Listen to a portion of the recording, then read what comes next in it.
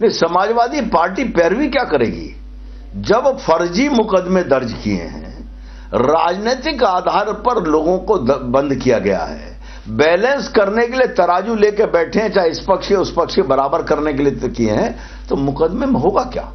आज नहीं कल तो ये सब मुकदमे छूटने हैं। इसीलिए तो मैं कहता हूं कि एक बंद करो, लेकिन ठीक लिख पढ़कर बंद करो, जिससे कि भविष्य में लोगों को अपराध करने से निजात पाने की या डरने की स्थिति पैदा हो जाए। लेकिन ये मंशा नहीं है, इसलिए मेरा तो कहना यह है। लेकिन हाँ, मैं इस मत से सहमत हूं, चुनाव में किसी प्रकार के ध्रुवीकरण की वार्ता करना उचित नहीं है।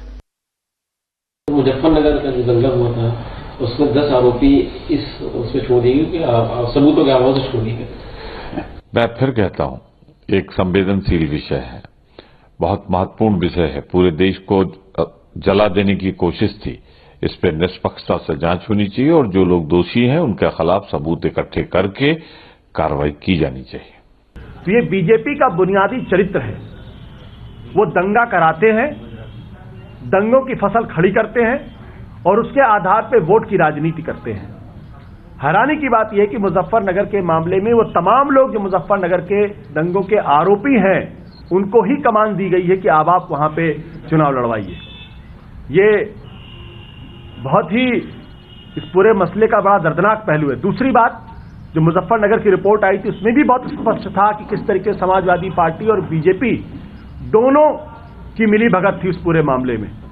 अगर एक ने दंगा भड़काने का काम किया तो दूसरे ने दंगे को दबाने का काम नहीं किया, समय रहते कार्रवाई नहीं की, सिर्फ इसलिए कि लोकसभा चुनाव में फायदा हो जाए।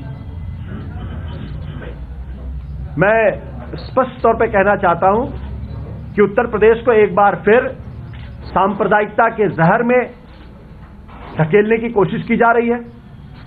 जिस तरीके से सांप्रदायिक मुद्दे उठाने की कोशिश की जा रही है, जिस तरीके से वहां पे प्रचार किया गया मुजफ्फरनगर के दौरान, जिस तरीके से वहां भाषण हुए हैं, वो भाषण अपने आप में पर्याप्त है कि इलेक्शन कमीशन उनके खिलाफ कार्रवाई करे जिन लोगों ने उस तरीके के भाषण दिए हैं।